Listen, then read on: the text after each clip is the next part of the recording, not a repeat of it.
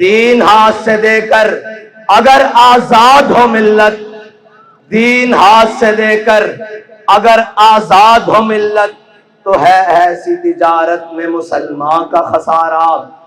اخلاص عمل مانگ نیا گان کہن سے، اخلاص عمل مانگ نیا گان کہن سے، اخلاص عمل مانگ نیا گان کہن سے، شاہاں چے عجب گر بنوازن گدا یارام، او تیرے بیاباں کی ہوا تجھ کو گوارا، اس دشت سے بہتر نہ دلی نہ بخارا۔ غیرت بڑی چیز ہے جہان تگو دو میں، پہناتی ہے درویش کو تاج سر دارا۔ جس سمت میں چاہے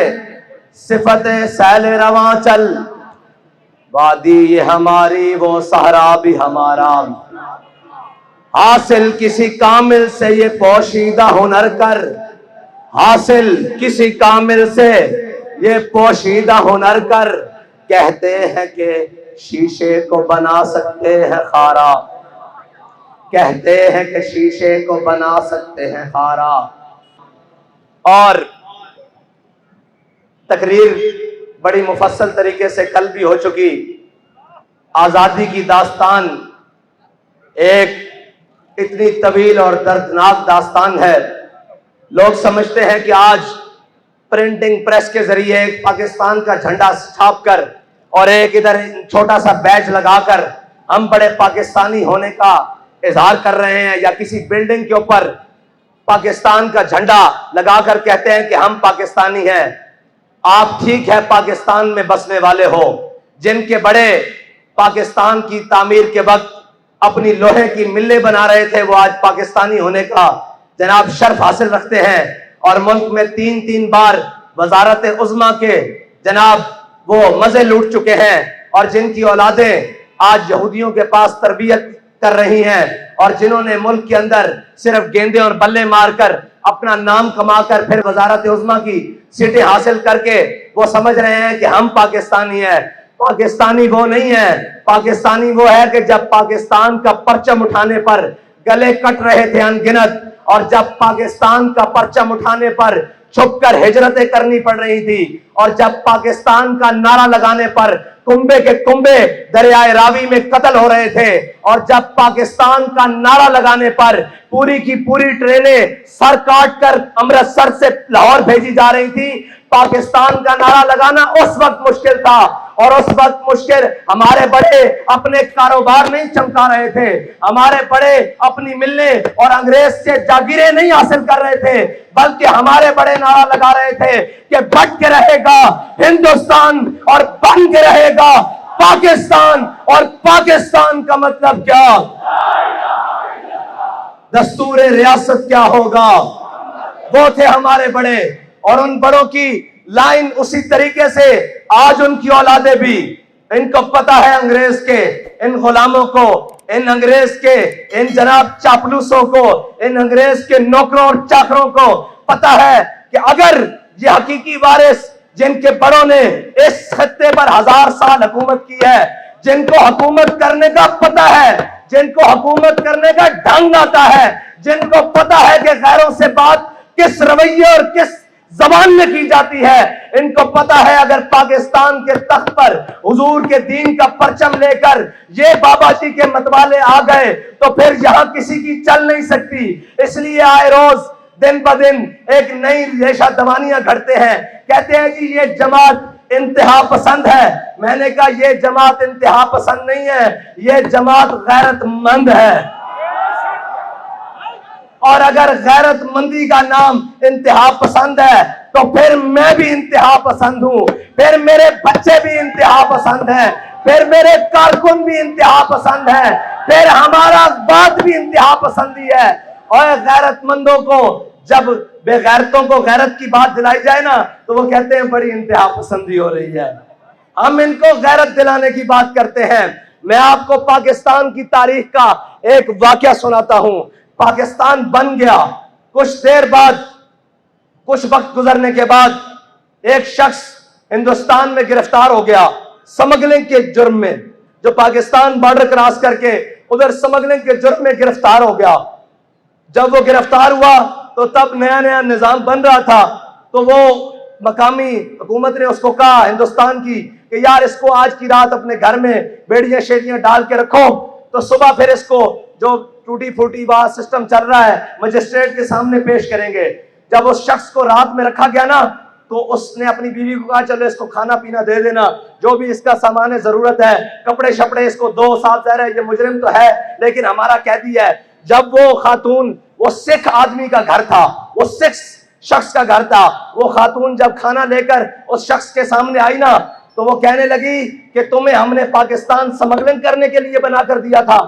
وہ شخص حیران ہو کے اس خاتون کی طرف دیکھنے لگا، اس نے کہا اچھا میرا جرم ہے سمگلنگ، لیکن تم مجھے یوں کیوں کہہ رہی ہو؟ اس نے کہا بے غیرت اور بے شرم، میں مسلمان کی بیٹی ہوں، یہ وطن لٹتے وقت انگریز مجھے اٹھا کر لے آئے تھے، میں تو انتظار میں تھی کہ کوئی محمد بن قاسم کا وارث آئے گا، کوئی صلاح الدین ایوبی کا وارث آئے گا، کوئی جناب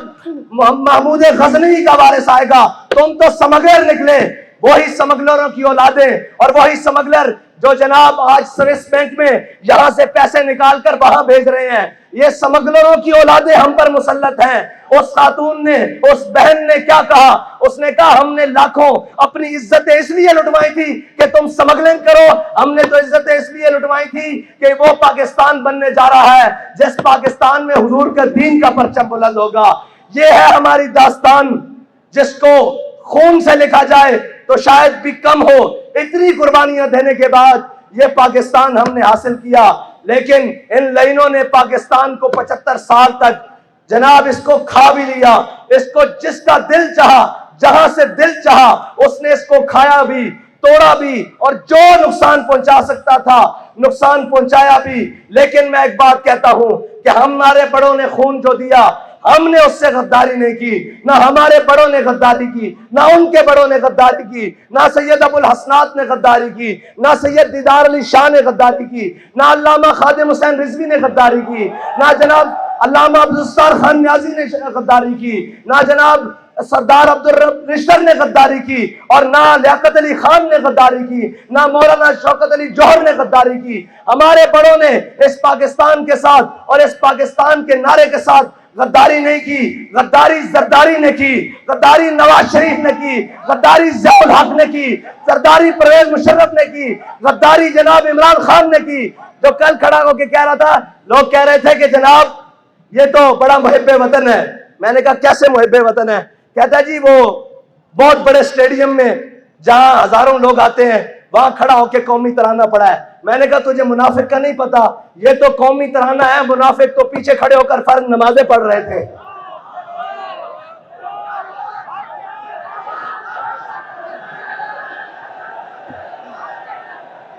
منافقوں کی پہچان ہی یہ ہے،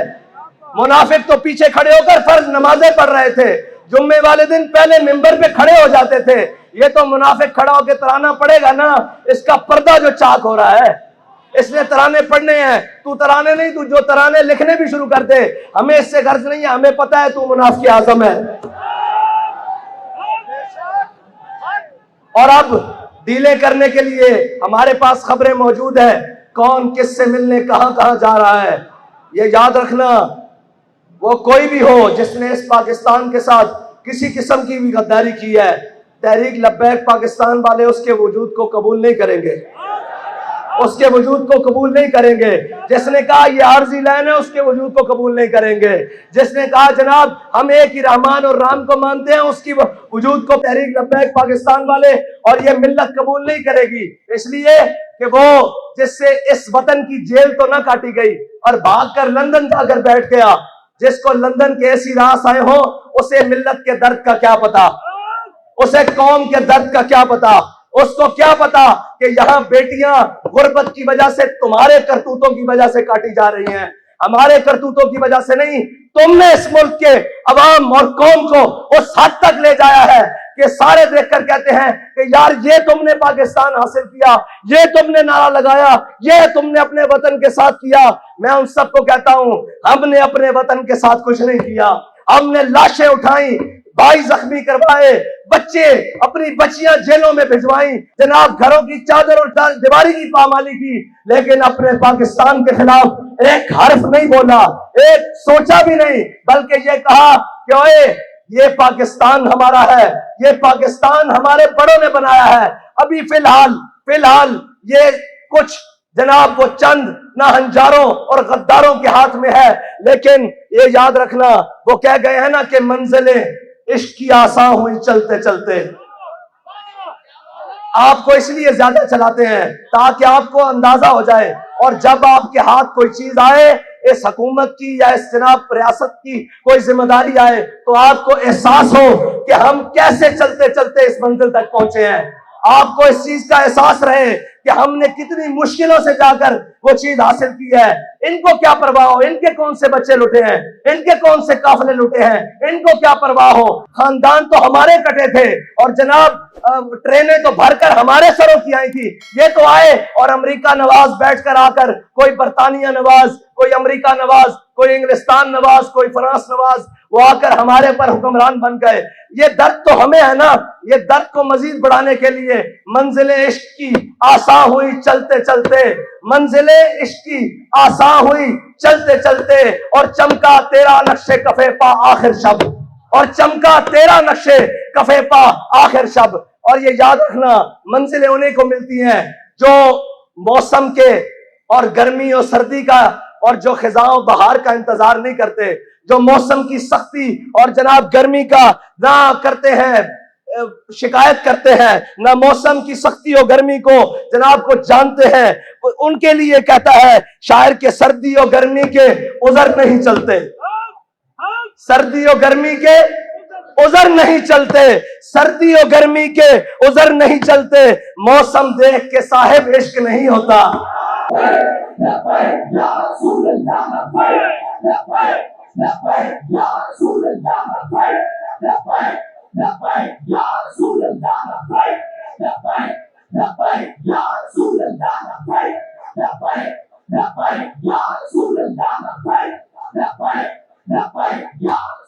اور ہم سے ڈرنے والے یہ یاد رکھیں کہ ہمارے اندر کوئی تمہارے لیے نرمی نہیں ہے، اور ہمارے پاس نظریہ بڑا صاف ہے اور بڑی کھلی بات ہے، جو حضور کا غلام ہوگا وہ ہمارا امام ہوگا، لیکن جو ان سے بیگانہ ہوگا ہماری جوتی بھی اس سے مہنگی ہے، ہماری جوتی کے ساتھ لگنے والی خاک بھی اس سے مہنگی ہے انشاءاللہ۔ بس اتنی بات ہے کہ اپنے کارواں کو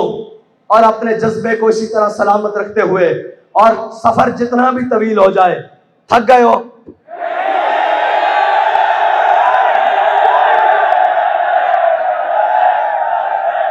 میں پچھلے سال میں جیل میں تھا، تو یہیں اسی مقام پر تحریک لبیک کی ریلی پہنچی تو انہوں نے پرچہ کاٹا تھا، میں آج پھر کہتا ہوں کاٹو پرچہ۔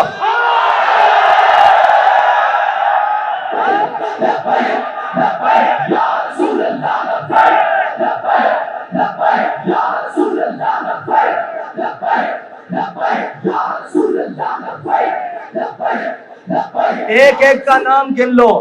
ایک ایک کی شکل یاد کر لو، کاٹو پرچہ، تم پرچہ کاٹو، پھر اس کا چرچا کرنا ہمارا کام ہے۔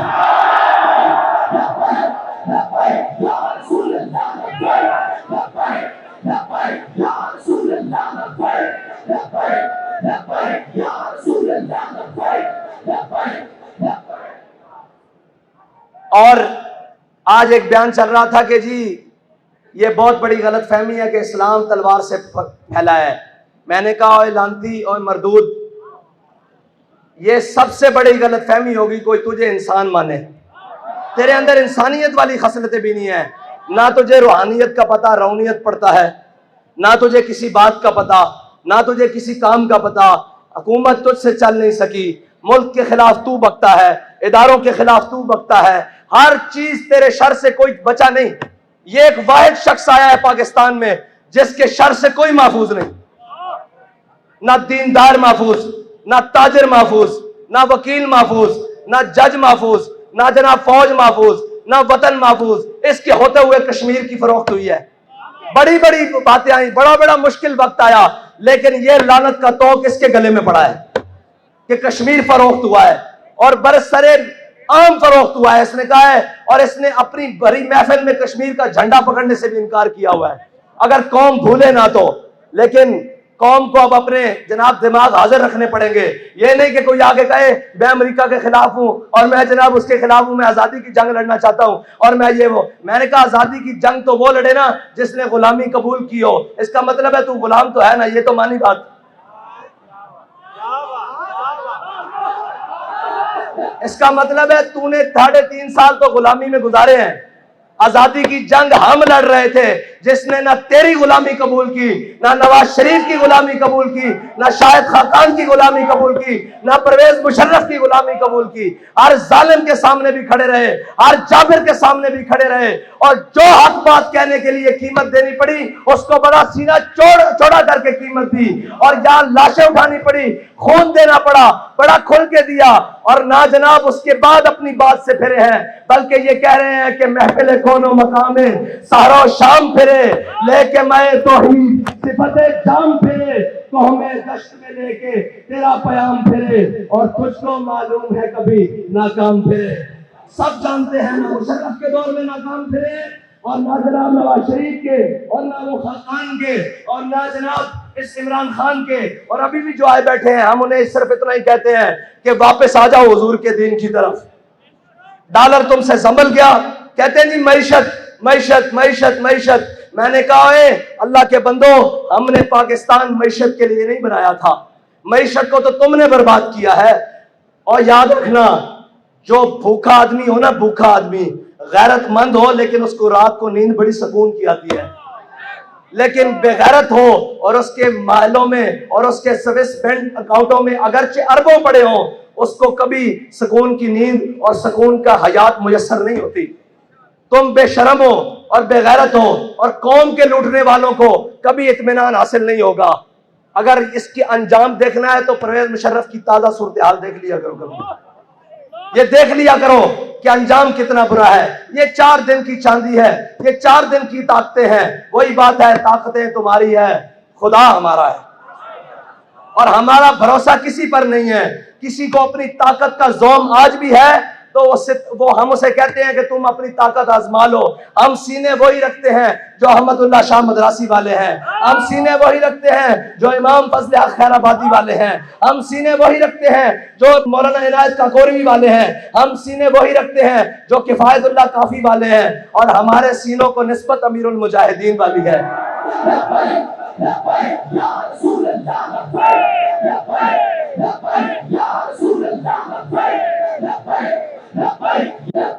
اور تم بہکا اس کو سکتے ہو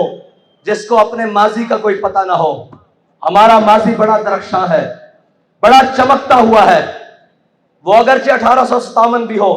وہ بہادر شاہ ظفر کی حکومت ہو، وہ مغلیہ دور ہو، ہمارا ہر ماضی چمکتا ہوا ہے، کیونکہ ہم نے کسی بھی ماضی میں ہمارے بڑوں نے کسی کے آگے سر نہیں جھکایا، وہ کوئی کتنا بھی بڑا طاقتور ہو۔ اور ہمارا انشاءاللہ مستقبل بھی اسی لیے چمکتا رہے گا کہ ہمارا راستہ بڑا صاف اور متعین ہے، ہمیں اپنی منزل کا پتہ ہے، ہمیں اپنے رستوں کی دشواریوں کی پہلے سے خبر ہے کہ ہم جن چیزوں کو لے کر چل رہے ہیں وہ ہاتھ پر کوئلے ہیں، اور جناب نیچے زمین پر انگارے بچھائے ہوئے ہیں انہوں نے، لیکن انشاءاللہ ہم نے تہیہ کیا ہوا ہے، منزلیں کیسی بھی دور ہو جائیں، رستے کیسے بھی سخت ہوں، حالات کتنے بھی گرم و سرد ہو جائیں، ہم نے حضور سے وفا کرنی ہے، ہم نے اس پاکستان کے اندر حضور کے نظام کو لے کر آنا ہے، اور تاجدار ختم نبوت کا پرچم بلند کرنا ہے، اور انشاءاللہ حضور کے دین کا نعرہ لگانا ہے، اور بڑا سینہ چوڑا کر کے لگانا ہے کہ لبیک